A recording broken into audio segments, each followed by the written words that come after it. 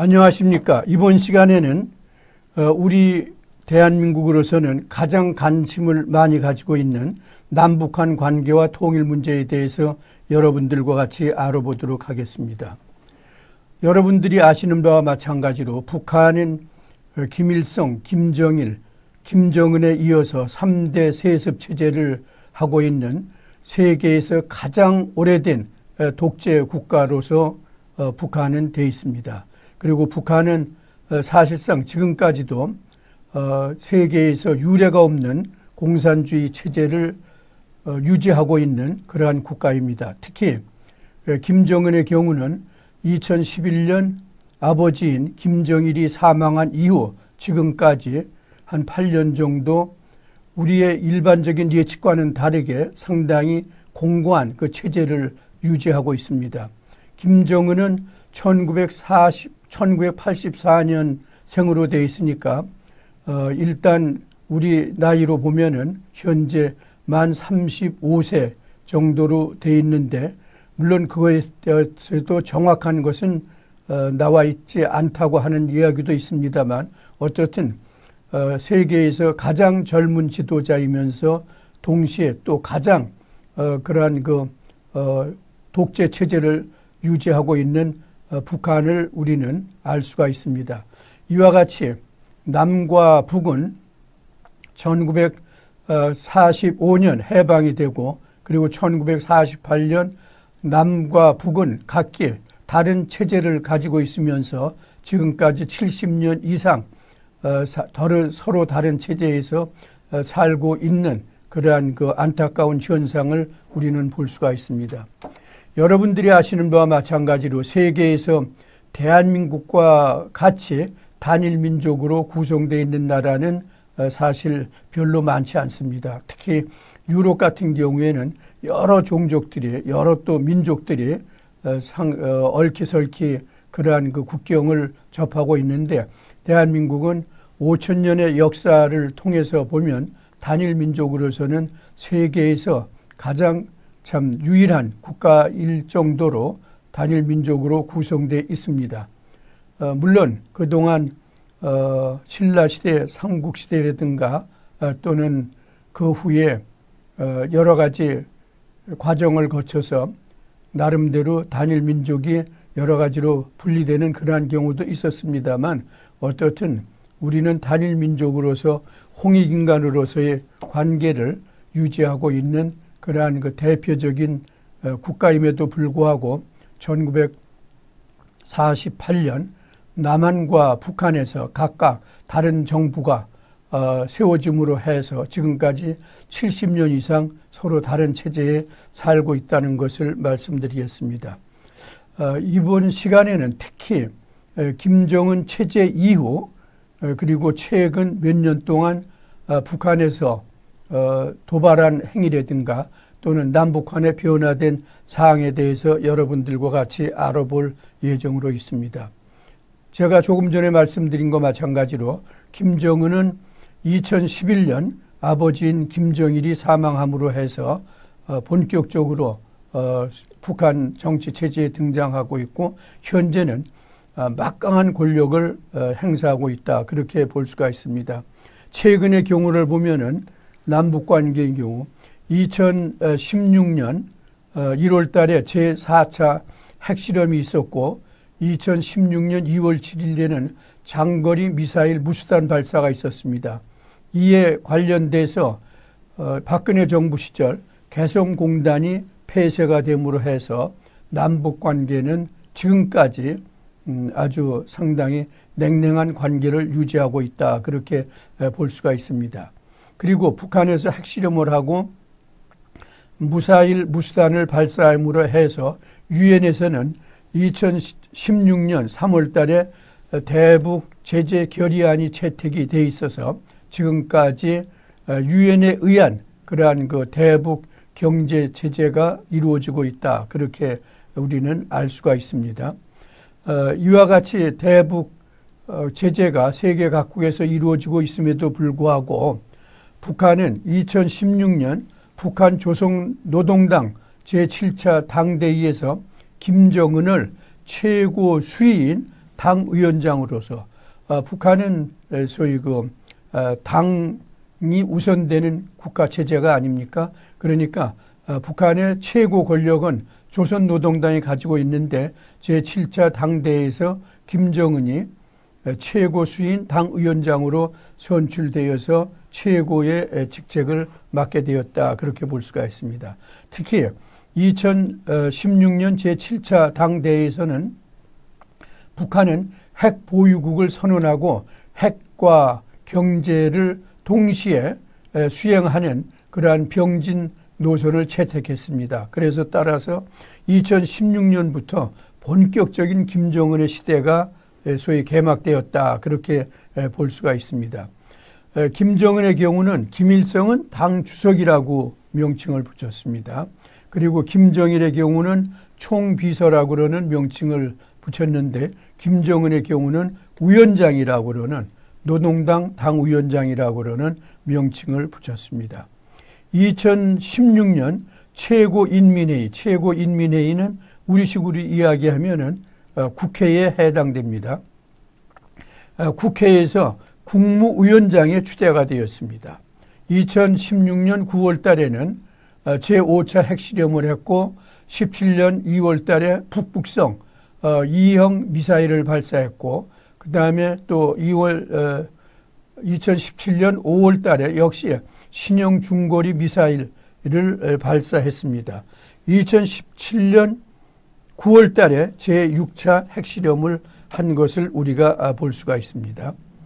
2017년 10월 달에 조선노동당 제7차 2기 전원회의가 개최돼서 중요한 그러한 정치국 의원들을 변경했던 것을 우리가 볼 수가 있습니다.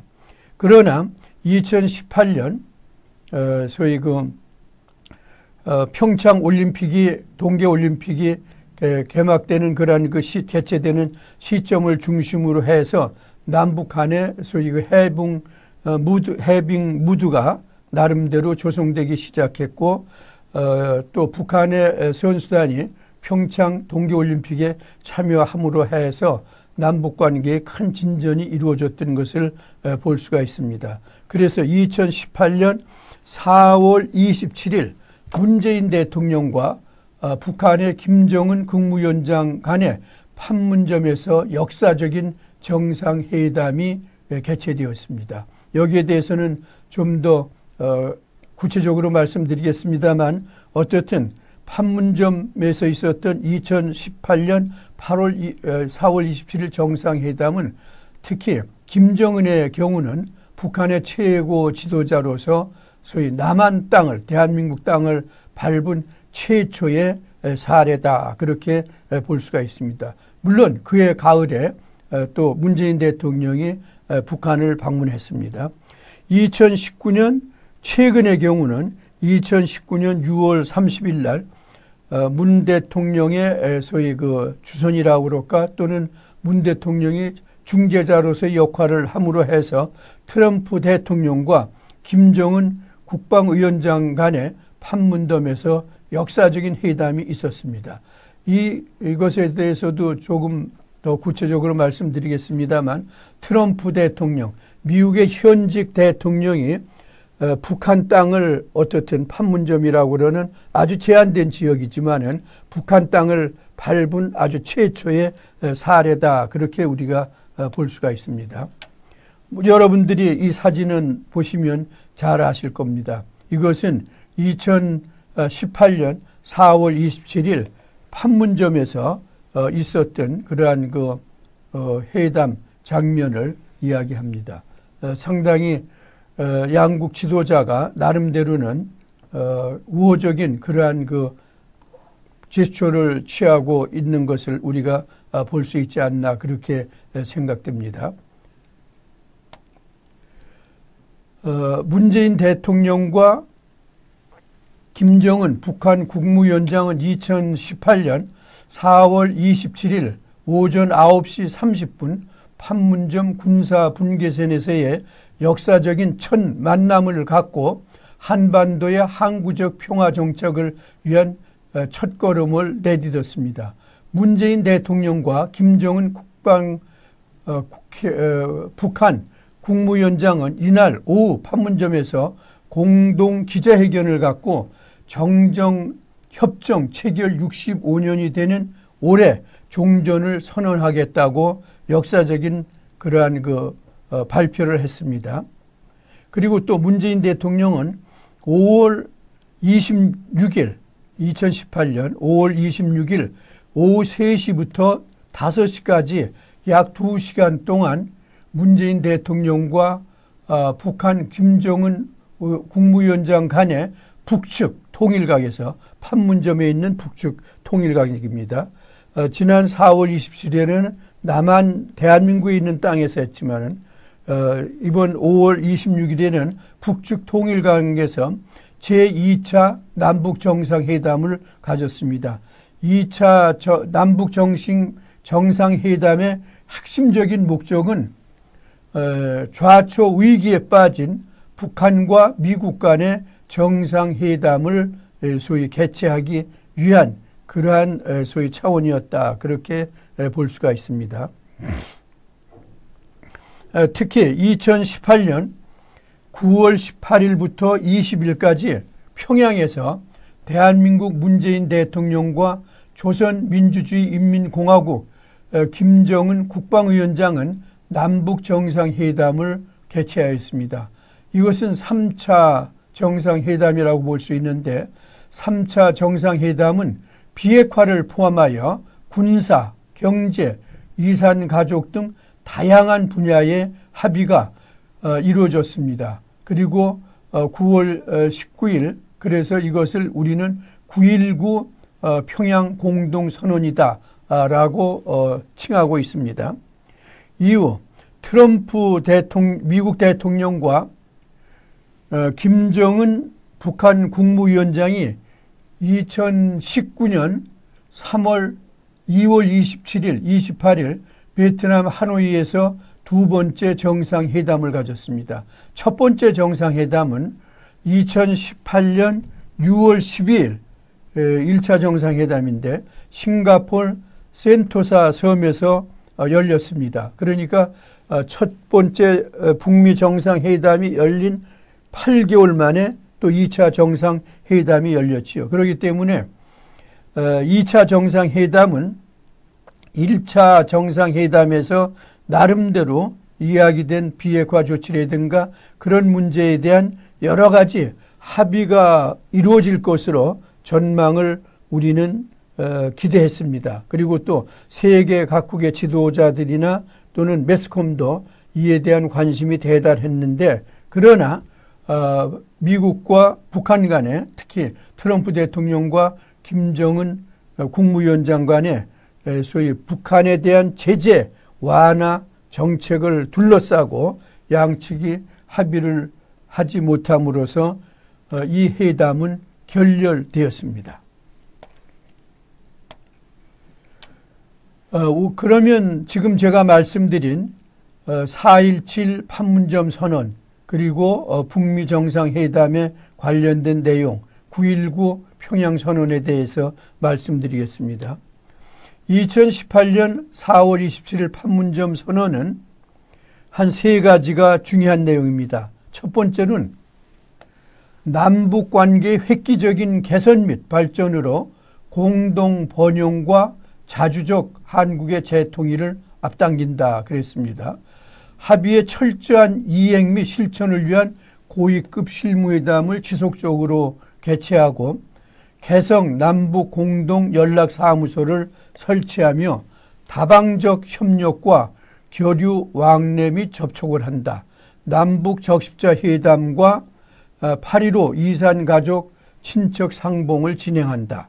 경의선과 동해선 철도와 도로 연결 및 현대화를 한다라고 그러는 것이 첫 번째 중요한 내용이고 두 번째는 군사적 긴장 상태 완화 및 전쟁 위험의 실질적 해소다 그렇게 볼 수가 있습니다.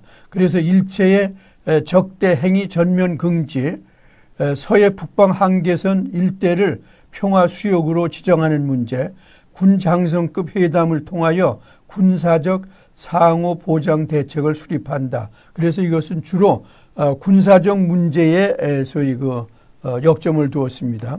세 번째는 한반도 평화 체제 구축을 항구적으로 한다고 그런 내용인데, 불가침 합의를 한다. 단계적 군축을 한다. 2018년 정전협정 65주년을 맞이하여 미국, 중국과 긴밀히 협력하여 종전선언 후 평화협정으로 전환한다. 그리고 완전한 한반도의 비핵화를 위하여 남북이 공동 노력한다. 아마 이 완전한 한반도의 비핵화라고 그러는 것은 상당히 중요한 내용인데, 또 이것은 한편으로 보면은 한반도의 비핵화가 과연 북한의 비핵화냐, 한반도 전체의 비핵화냐, 그런 여러 가지 또 개념상의 상호 차이도 있다, 그렇게 볼 수가 있습니다. 이 중에서 예를 들어서 개성 남북 공동연락사무소의 설치라든가 그것은 돼 있습니다. 그리고 설치 직후에는 여러 가지 나름대로 연락이 있었지만은 지금은 사실상 연락이 끊긴 그러한 상태다, 그렇게 볼 수가 있습니다. 이산가족 친척 상봉도 한 차례 진행됐습니다. 그리고 동해선과 경의선 철도와 도로 연결 및 현대화는 우리 대한민국 측에서는 적극적으로 추진하고 있지만, 이것은 소위 유엔 제재와 관련된 문제이기 때문에 상당히 어려움이 있습니다. 일체의 적대적 행위 전면 중지를 위해서는 지금 현재 판문점에 근무하고 있는 그러한 요원들은 비무장 상태로서 근무하고 있는 것을 우리가 볼 수가 있습니다. 불가침 합의라든가 단계적 군축은 사실상 지금은 이루어지지 못하고, 더군다나 종전선언도 공식적으로는 이루어지지 못했습니다. 그러면 2018년 9월 19일 날 있었던 평양선언, 이것은 대한민국의 문재인 대통령이 평양을 방문해서 평양에서 있었던 것입니다. 비핵화 분야는 동창리의 엔진 시험장과 대륙간 탄도 미사일 발사대를 유관기관 창관 아래 영구적으로 폐기하며 미국의 상응 조치에 따라 영변의 핵실험 시설 역시 영구적으로 폐기한다라고 약속을 했습니다. 군사 분야의 경우는 군사 분야는 판문점 선언 이행 합의서에 대한 부속 합의서를 채택하고 군사공동위원회를 가동한다. 남북 간에는 한국 전쟁 유해 공동 발굴에 합의한다. 또한 남북 공동 경비구역 내에 완전한 비무장화로 기존의 탄창을 깔아 끼우다가 사격하는 등의 우발적인 무력 충돌 가능성을 제거하며 향후 북한 지역도 민간인 출입도 가능하도록 한다. 이것은 JSA 남북 공동 경비구역 판문점, 여러분들이 사진에서 많이 보고 있는 그러한 장면 아닙니까? 북한의 병사와 남한의 병사가 서로 이렇게 마주보고 있는 장면 같은 경우, 선글라스를 쓰고, 그래서 거기서는 지금 비무장화가 되어 있습니다. 경제 분야의 경우는 비핵화 관련된 조건과 여건이 마련되는 것에 따라 올해안 서해안 및 동해산 철도와 도로 착공식을 하며 서해 경제특구와 동해 관광특구를 개선한다. 그리고 개성공단과 금강산을 정상화한다. 개성공단과 금강산 역시 마찬가지로 유엔의 제재와 관련된 문제이기 때문에 이것도 사실상 지금 선언은 했지만은 실행되지 못하고 있습니다. 이산가족 분야는 이산가족 상시위원회소를 설치하며 향후 화상 상봉을 추진한다라고 그러는데 이것도 사실상 지금 실현되지 못하고 있습니다. 문화체육 분야는 2032년 하계 올림픽을 남북이 공동 개최한다. 10월 중 평양예술단 서울 공연 등에 합의를 했는데 글쎄 2032년은 앞으로도 10여 년 이상 되기 때문에 그때 과연 남북 간에 합의가 이루어져서 하계 올림픽이 공동 개최될지 두고 보아야 될 일입니다. 문 대통령은 특히 9월 19일 밤 평양 5일 경기장 약 한 15만 정도가 모이는 아주 대규모 그 군중 집회를 하는 그러한 그 운동장 아닙니까? 거기에 대집단 체조와 예술 공연 빛나는 조국을 관람한 뒤 문재인 대통령이 김정은 국방위원장과 국무위원장과 그리고 평양 시민들에게 연설을 했습니다. 아마 그 연설한 장면은 여러분들이 TV에서 중계되는 것을 보셨을 겁니다. 그러면 남북 북미 관계는 어떠냐라고 그러는 것을 한번 보겠습니다. 2018년 6월 12일 날 싱가포르에서 미국과 북한 간의 정상회담이 개최되었습니다. 당시 주 정상은 완전한 비핵화와 평화체제 보장, 북미 관계 정상화 추진, 6.25 전쟁 전사자 유해 송환 등 4개항의 합의를 담은 포괄적인 공동성명을 발표했습니다.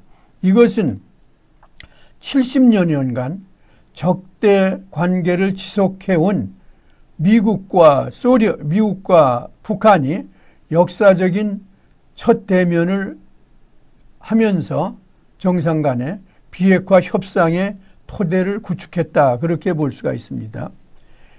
2차 북미 정상회담에서는 아까 말씀드린 것과 마찬가지로 2019년 2월 달에 있었는데 북한의 비핵화 조치와 미국의 상응 조치를 두고 구체적이고 실질적인 성과물을 도출할 수 있을지가 상당한 관심사였지만 그러나 북한 제재 문제에 대한 합의가 이루어지지 못해서 결렬되었습니다. 2019년 6월 30일 북미 정상회담은 미국과 북한 간의 세 번째 정상회담인데 이것은 2019년 6월 달에 오사카 G20 정상회의가 끝난 뒤 판문점에서 조선노동당 위원장 김정은과 미국 대통령 도널드 트럼프 그리고 대한민국의 문재인 대통령이 만나 회담을 가진 것입니다. 물론 회담 자체는 미국의 트럼프 대통령과 북한의 김정은 국무위원장 양자 간에만 있었고 아마 문재인 대통령은 이 양자 간의 만남을 주선하는 역할을 했다. 그렇게 볼 수가 있습니다. 특히 미국 트럼프 대통령은 오후 3시 45분에 남북한 군사 분계선을 넘어 북한의 영토를 밟으면서 현직 미국 대통령으로서 최초의 북한 땅을 밟은 대통령이 되었습니다. 그러나 이후 북한은 2019년 9월 10일 단거리 미사일 발사 그리고 또 2019년 8월 24일 초대형 방사포 단거리 탄도 미사일을 발사했습니다. 그래서 금년에 벌써 10번째 이러한 그 미사일을 발사한 것을 보면은 북한이 지금까지 있었던 남북 정상회담 또는 북미 정상회담의 결과에 대해서 상당한 불만을 나타낸 것이 아니냐. 그리고 또 의도적으로 이러한 회담에서 앞으로 전개될 회담에서 소위 그 기득권을 기선을 장악하기 위한 하나의 소위 전술이 아니냐. 그렇게도 볼 수가 있습니다. 전략이 아니냐. 그렇게도 볼 수가 있습니다. 제1차 북미 정상회담 6월 10일 2018년 6월 12일 날 있었던 회담에서는 어떠한 것이 소위 합의되었나 볼 수가 있습니다. 트럼프 대통령과 김정은 북한 국무위원장은 새로운 북미 관계 수립과 한반도에서의 지속적이고 강건한 평화체제 건설에 관한 의제에 대하여 포괄적이고 면밀하며 진실성 있는 의견 교환을 이뤘다. 트럼프 대통령은 북한의 체제 안전 보장을 약속했고 김정은 국무위원장은 단호하고 확고하게 한반도에서 완전한 비핵화를 약속했습니다. 그래서 4가지 항에 합의했는데 미 합중국과 북한은 양국 국민들의 평화와 번영을 향한 염원에 부합하면서 새로운 북미 관계 수립을 하기로 약속한다. 미 합중국과 북한은 지속적이고 안정적인 평화 체제를 한반도 내에서 구축하기 위한 노력에 협력하기로 한다. 2018년 4월 27일 발표된 판문점 선언의 의의를 재확인하며 북한은 한반도에서 완전한 비핵화를 위해 노력하기로 약속한다. 4번째는 미 합중국과 북한은 전쟁포로와 전시 행방 불명자에 대한 유해 발굴과 신원, 기확인자에 대한 즉각적인 유해 송환을 추진하기로 합의한다라고 이렇게 아주 참 상당히 중요한 약속을 했습니다. 합의를 한 것을 볼 수가 있는데 완전한 한반도의 비핵화도 약속을 했고 그리고 또 새로운 북미 관계에서 특히 북한에 대한 체제 보장을 해주겠다라고 2018년 6월 12일 싱가포르에서 있었던 북미 정상회담 간의 합의가 됐지만은 사실 이것은 지금까지 뚜렷한 성과를 이루지 못하겠습니다. 그러면 제2차 북미 정상회담은 어떻게 결렬이 되었나 보겠습니다. 제2차 북미 정상회담은 2019년 2월 28일 베트남 하노이 메트로폴 호텔에서 북미 정상회담 노스 코리아 유나이티드 스테이츠 서미트라고 볼 수가 있는데 개최를 했습니다. 김정은 위원장과 도널드 트럼프 미국 대통령과 2일간의 무려 이틀 동안의 정상회담이 있었습니다. 더군다나 김정은은 북한에서 비행기를 타고 오지 않고 전용 열차를 통해서 무려 4,500여 킬로미터 그리고 65시간이면 거의 3일 동안입니다. 3일 동안. 3일 동안을 달려 베트남 랑선생 동당역에 진입해서 사실 하노이까지 와서 회담을 했습니다. 그러니까 그만큼 기대가 컸다 그렇게 볼 수가 있습니다. 또 기대도 컸지만은 김정은 소위 국무위원장은 평양에서부터 무려 사흘 동안 4,500여 킬로미터를 기차로 오면서부터 세계 매스컴의 곽광을 최대한 받았다 그렇게 볼 수가 있습니다. 아마 그 당시에 이 북미 정상회담 2차 정상회담이 결렬된 이유 중에 하나는 사실 트럼프는 자기는 세계 매스컴으로부터 그렇게 크게 주목을 받지 못하고 오히려 기차를 타고 오는 북한의 김정은 위원장이 매스컴의 계속적인 조명을 받은 그러한 것도 나름대로는 감정적인 차원에서의 영향을 미쳤다. 저는 그렇게도 볼 수가 있습니다.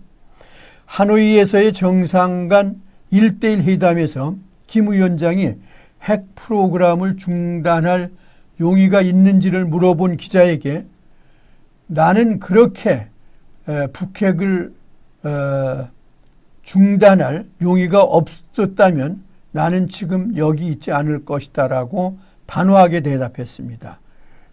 그 후에 양 정상 간에 오찬 회담이 있었지만 그 후에 예정된 오찬도 기자회견도 취소가 되면서 결렬됐습니다. 트럼프 대통령은 정상회담 후 기자회견에서 2019년 2월 28일 정상회담이 짧게 끝났으며 합의에 이르지 못했다고 간단하게 발표했습니다. 트럼프 대통령은 북한이 완전한 경제 제재 조치의 중단을 원했는데 북한은 그렇게 원했지만은 그러나 트럼프 대통령은 지금과 같은 상황에서 북한이 비핵화를 하지 않은 상황에서는 먼저 중단하기는 힘들다. 그래서 이것이 결렬됐다. 그렇게 보습니다. 기본적으로 북한은 대북 제재가 완전 해제되기를 바랬으나 미국은 그렇게 할 수 없다라고는 입장을 유지했습니다. 이후 북한 당국자들은 기자회견을 통해 미국과는 다른 입장에서의 정상회담 조기 중단된 이유를 설명했습니다. 북한 측의 주장은 11건의 유엔 제재 조치 중 2016년과 2017년에 부과된 단 5건의 제재 조치가 해제되기를 미국에 요망했는데 미국이 이것을 들어주지 않았다. 그렇게 북한 측은 발표했습니다. 그러나 미국 측의 입장은 이 5가지가 사실상은 거의 완전한 북한에 대한 제재 조치의 해제다. 그렇게 생각하고 있기 때문에 서로 상호 의견이 충돌돼서 결렬되었다. 그렇게 우리가 볼 수가 있습니다. 제3차 북미 정상회담은 아까 제가 모두에서 말씀드렸지만 2019년 6월 30일 일본에서 G20 정상회의가 끝난 직후 트럼프 대통령이 트위터를 통해서 나는 김정은 국무위원장과 만나고 싶다. 그렇게 트위터를 통해서 발표했는데 그것에 대한 북한에서 해답이 금방 왔고 그리고 또 대한민국의 문재인 대통령이 이것을 북한과의 여러 가지 채널을 통해서 바로 연락함으로 해서 판문점에서 소위 역사적인 그러한 북미 정상회담 제3차 회담이 열렸습니다. 그러나 이것은 공식적으로는 북미 정상회담이라고 그러지 않고 일종의 뭐라고 그럴까 아주 갑작스러운 만남이다라고 그러는 그러한 차원에서 이루어지기 때문에 서로 간에 비공개적인 그러한 의견 교환으로 끝나는 그러한 것으로서 발표가 되어 있습니다. 그렇기 때문에 공식적인 그러한 회담 결과는 발표되지 않고 실무 회담을 앞으로 하기로 했다. 그러한 그 약속만 합의가 되어서 공표가 되었습니다. 북미 정상회담은 2019년 6월 미국과 조선민주주의 인민공화국 간의 세 번째 정상회담입니다. 2019년 오사카 G20 정상회의가 끝난 후 판문점에서 조선노동당 위원장 김정은과 미국의 대통령 도널드 트럼프, 대한민국의 문재인 대통령이 만나 가진 회담입니다. 문재인 대통령은 양자 간의 회담에는 참석하지 못했습니다. 않았습니다. 이날 도널드 트럼프는 오후 3시 45분에 군사 분계선을 넘어 조선민주주의 인민공화국의 영토를 밟으면서 현직 미국의 대통령으로서 조선민주주의 인민공화국의 땅을 밟은 최초의 대통령이 되었습니다. 회담이 시작하기 전 도널드 트럼프 대통령은 김정은에게 백악관에 올 것을 초청했고 김정은은 도널드 트럼프 대통령을 평양 직할시에 초청을 했습니다. 이후 문재인 대통령이 합류해 세 사람이 대화를 나누었으며 김정은은 도널드 트럼프 대통령과 판문점 남측의 자유의 집에서 53분간 양자회담을 가졌습니다. 회담 후 미국과 북한은 모두 비핵화 협상을 재개한다고 발표했고 미국의 국무장관 마이크 폼페이오가 소위 그러한 협상의 대상이고 조선민주주의인민공화국의 경우는 외무성이 주축이 될 것이다 라고 이야기했습니다. 그래서 7월 중순부터 실무 협상을 본격적으로 실시할 것이다 라고 제3차 정상회담에서 이야기했지만은 그러나 현 7월 중에 이와 같은 실무 정상회담은 개최되지 못해서 그 후에 지지부진하고 있는 상황을 볼 수가 있습니다. 지금까지 제가 말씀드린 것은 최근 남북한 간에 있었던 남북정상회담 그리고 또 북미정상회담에서 소위 북한의 비핵화 또 북한이 주장하는 한반도의 비핵화와 관련된 소위 내용이었다 그렇게 볼 수가 있습니다. 제가 지금까지 말씀드린 것 마찬가지로 북미 간에는 3차 정상회담 그리고 남북 간에도 3번의 정상회담이 있었지만은 거기서 합의된 내용의 일부는 나름대로 실행되고 있지만 또 일부는 북한에 대한 유엔의 제재 조치 등과 같은 여러 가지 소위 장벽으로 인해서 개성공단의 재개라든가 금강산 관광 재개 같은 그러한 것도 이루어지지 못하고 있는 그러한 것을 우리가 볼 수가 있습니다. 어쨌든 이와 같은 그러한 그 남북 간 또는 북미 간의 관계와는 다르게 2010년에 5.24 조치 이것이 아마 지금 남북한 간의 관계를 풀 수 있는 그러한 소위 하나의 소위 배경도 될 수 있지 않나 그렇게 봅니다. 다시 말씀드리면 지금 유엔의 대북 제재 조치라든가 그런 등등에 관련된 거는 핵실험도 있고 그렇지만은 또 다른 한편으로 보면 2010년 5월 24일 날 있었던 북한에 대한 대한민국의 소위 대북 조치가 나름대로 영향을 미쳤다 그렇게 볼 수가 있습니다. 2010년 3월 26일 백령도 근처 해상에서 대한민국 해군의 초계함인 PCC 772 천안함이 피격되어 침몰되었습니다. 천안함이.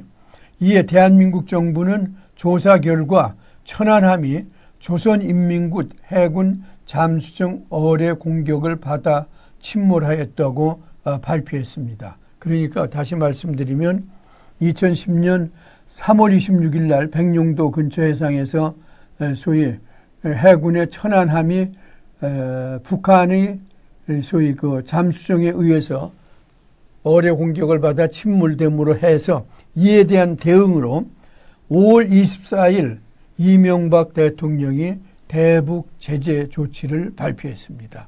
그래서 이와 같은 대북 제재 조치에 의해서 북한 선박의 남측해역 운항을 전면 불허하고 남북 교역을 중단하고 대한민국 국민의 방북을 불허하고 대북 신규 투자를 금지하고 대북 지원 산업의 원칙적 보류 등을 담은 강력한 대북 5.24 조치가 발표가 되었습니다. 따라서 이와 같은 조치에 따라서 인도적인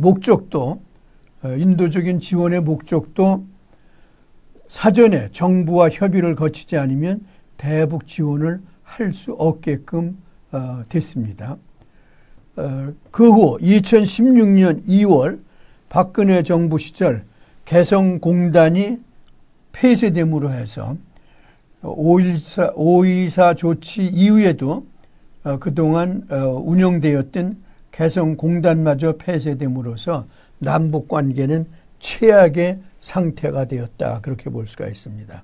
특히 박근혜 정부, 이명박 정부의 시절에는 남북관계가 그렇게 원활하지 못했다 그렇게 이와 같은 조치 등으로 인해서 우리가 볼 수 있습니다. 그러다가 아까 제가 말씀드린 거 마찬가지로 2018년 4월 27일 판문점에서의 남북정상회담 그리고 또 북미정상회담 등등으로 인해서 지금은 어쨌든 대화의 물꼬는 나름대로 소위 유지하고 있다. 그렇게 우리가 볼 수가 있습니다.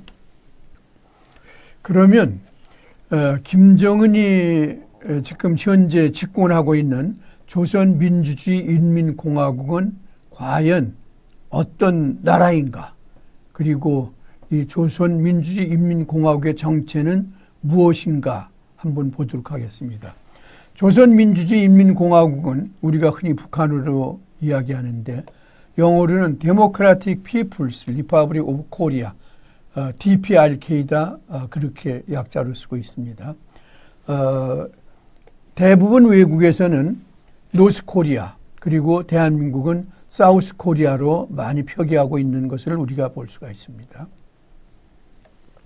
한반도 전체 면적 22만 평방킬로미터에 55%인 12만 소위 평방킬로미터를 차지하고 있다. 그렇게 볼 수가 있습니다. 1991년 유엔에 동시에 가입됐습니다. 그동안 유엔에 대한 가입은 사실 이루어지지 못했습니다. 대한민국은 유엔에 가입을 하려고 그동안 무진장 노력을 했지만 상임이사국인 소련의 반대로 인해서 이루어지지 못했습니다. 그러나 1991년 소위 북방 노태우 대통령에 의한 북방 정책이 상당한 효과를 거둠으로 해서 1991년 대한민국과 북한이 유엔에 동시에 가입되는 그와 같은 소위 그 외교적 성과를 나름대로 거뒀다. 그렇게 볼 수가 있습니다. 북한의 행정구역은 일직활시, 평양직활시입니다.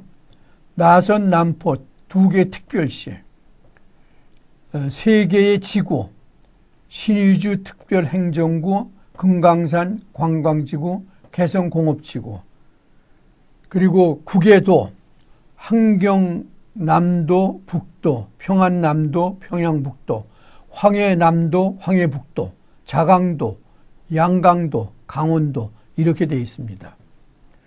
명목상 북한은 국가 원수는 최고인민회의 상임위원장으로 되어 있습니다. 현재 상임위원장은 최용해입니다.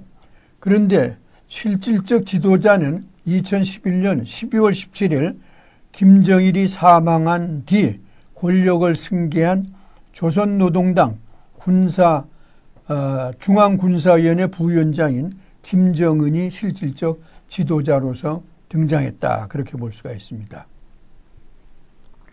김정은은 현재 국무위원장, 노동당 위원장, 그리고 2019년 8월 29일 개최된 조선 최고인민회의에서 대사 공사 임명까지 가진 최고의 국가 수반으로 되어서 명실공히 이제는 아주 국가의 북한의 완전한 소위 그 권력을 장악하고 있다. 그렇게 볼 수가 있습니다.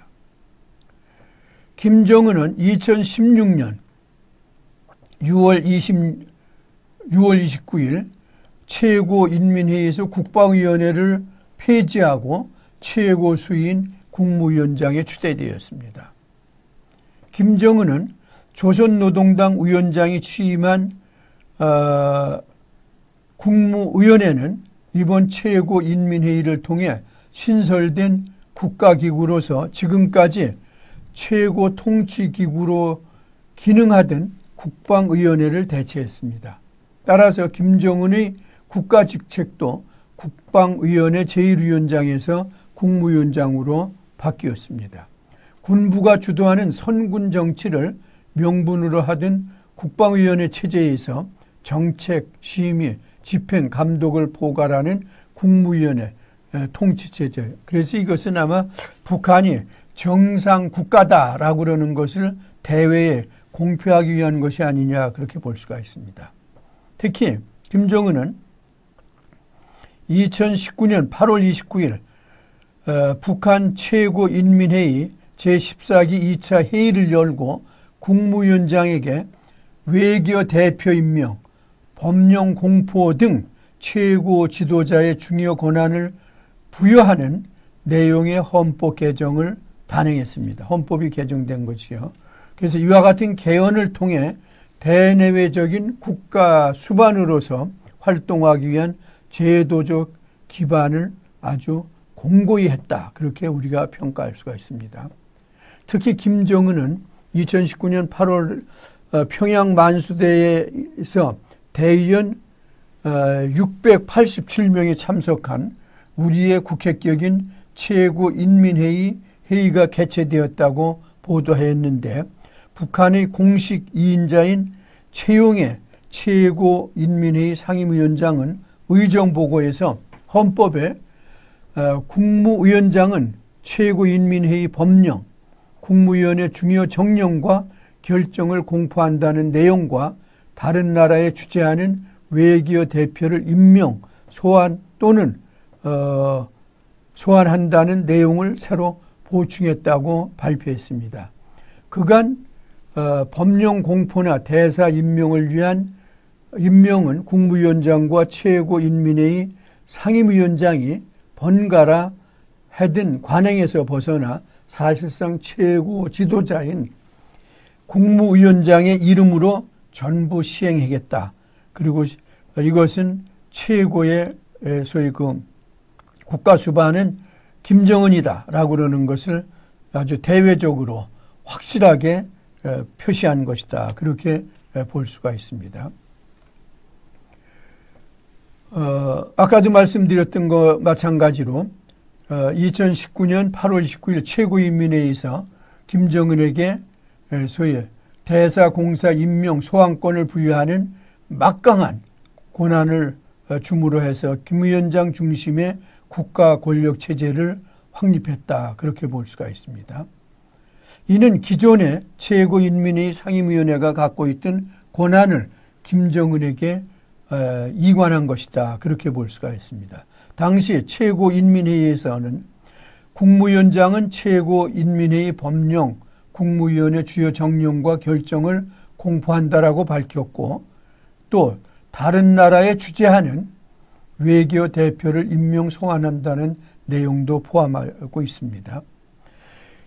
이와 같은 일련의 정상 국가와 조치의 연장선상인 동시에 대외 대사들의 의상과 책임을 강화함으로써 외교적 고립탈피 목적을 소위 가졌다. 그렇게 우리가 볼 수가 있습니다. 1인 지배 체제의 북한에서 최고 지도자는 형식적인 권한이 없이도 실질적인 권한을 행사해 왔는데 헌법 개정으로 이번 2019년 8월 29일 날 있었던 헌법 개정으로 최고 지도자가 공식적으로 국가를 대표하는 국가 수반이 되었다 하는 그러한 그 의미를 우리는 볼 수 있을 것입니다.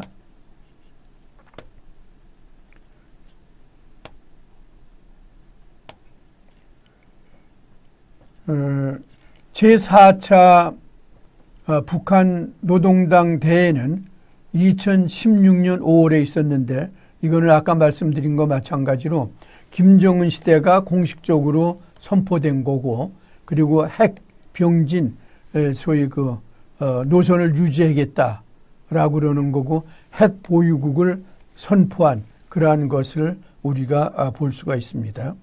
그래서 2016년 5월에 있었던 제7차 노동당 대회는 김정은 1인 독재 체제를 선포한 그와 같은 그러한 그 중요한 대회였다. 거기서 보면은 경애하는 김정은 동지와 사상도 뜻도 운명도 함께하는 우리 당의 제1전후 제1동지가 되겠다라고 다짐한 그러한 것을 우리가 볼 수가 있습니다. 조선노동당 제7기 2차 전원회의는 2017년 10월에 있었는데 그 당시에 노동당 인사에서 가장 눈에 띄는 인물은 김정은의 여동생 김여정과 최용해의 등장이다. 그렇게 볼 수가 있습니다. 이것은 김정은 친정체제의 핵심인 백두혈통과 발치산 혈통을 대표하는 상징적인 인물이 김여정과 최용해다. 그렇게 볼 수가 있습니다. 그리고 소위 그 최용해가 당과 군을 아우르는 최고 실세로 등장했고 현재는 최고인민회의 상임위원장을 맡고 있는 데서도 볼 수가 있습니다. 그리고 이 당시에 김정은은 어떠한 소위 그 외부 압력에도 굴하지 않고 핵무력을 완성하겠다고 그런 의지를 아주 강조한 그러한 데서 다시 우리가 볼 수가 있습니다. 제 2차 전원회의에서는 김정은이 어느 때보다도 자력갱생의 의미를 강조했습니다. 그리고 약 10만 명 이상의 군중이 참여하는 그러한 그 군중 대회 경축사에서 김정일 노동당 총비서를 소위 그 추모한 것도 우리가 볼 수가 있습니다.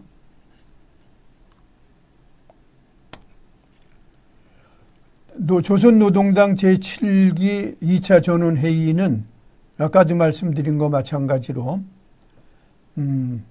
김정은이 전원회의를 주도했고 그리고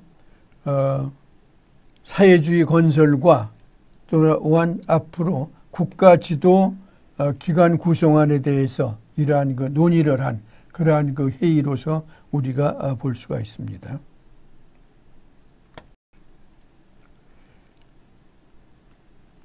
아마 이와 같은 것이 최근에 있었던 제14기 최고인민회의에서 더 두드러지게 나타난 것으로서 우리가 볼 수가 있습니다.